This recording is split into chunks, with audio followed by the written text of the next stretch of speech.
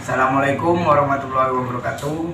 Perkenalkan, saya Ari Ardiansah, mahasiswa dari jurusan Teknik Elektro kelas 1A Universitas Bangka Belitung. Baiklah teman-teman semua, di sini saya akan menjelaskan tentang pengelolaan dan pengolahan limbah elektronik. Baiklah teman-teman, simak videonya ya. Kita semua pasti ingin bersih. Lingkungan yang bersih bukan hanya enak dilihat, tetapi baik juga untuk kesehatan kita. Tahu nggak kalau di sekitar kita sebenarnya masih ada sampah-sampah yang sekilas tidak terlihat seperti sampah, tetapi sebenarnya menyimpan unsur yang berbahaya baik bagi kesehatan kita maupun bagi lingkungan? Benda-benda elektronik yang sudah tidak terpakai seperti lampu TL, kipas angin, televisi, kulkas, hair dryer, komputer, radio, dan handphone bisa menjadi sampah yang berbahaya saat sudah tidak terpakai dan dibiarkan menumpuk. Sampah-sampah elektronik semacam ini disebut sebagai limbah elektronik atau electronic waste, yang disingkat e-waste. Kondisi saat ini, e-waste masih belum bisa dikelola dengan baik. Padahal, e-waste tidak bisa terurai secara alamiah dan harus ada penanganan secara khusus untuk pemusnahannya.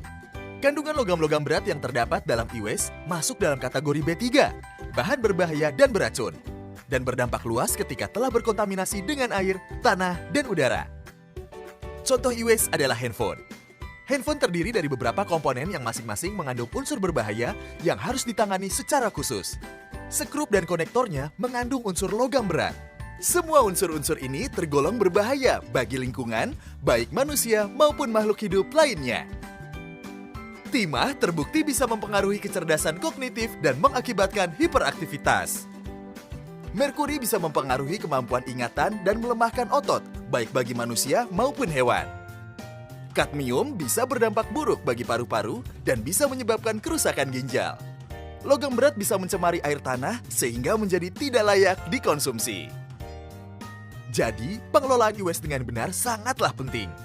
E-waste harus dikelola menggunakan fasilitas dan teknologi pengolahan yang tepat dan teruji, serta dikerjakan oleh tenaga-tenaga profesional yang kompeten.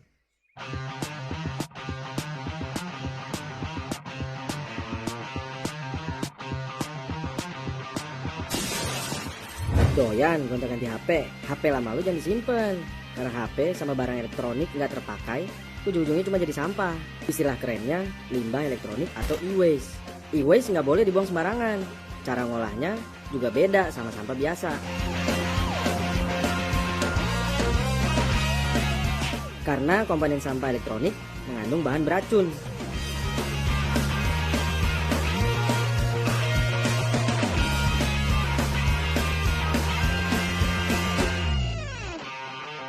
Tahun 2017, Pemprov DKI kumpulkan 1.250 HP bekas dan 5,3 ton e-waste. Itu baru yang terdata. Ada yang dijual ke tukang loak dan tukang servis barang elektronik. Juga bercampur sampah-sampah yang lain. Dan banyak juga yang dibiarkan berserakan.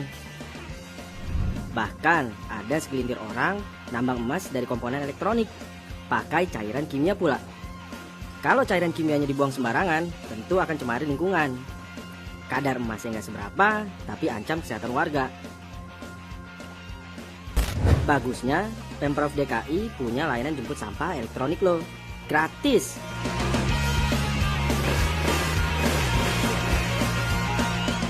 Layanan ini ditargetkan buat rumah tangga, biar sampahnya nggak ancam kesehatan keluarga.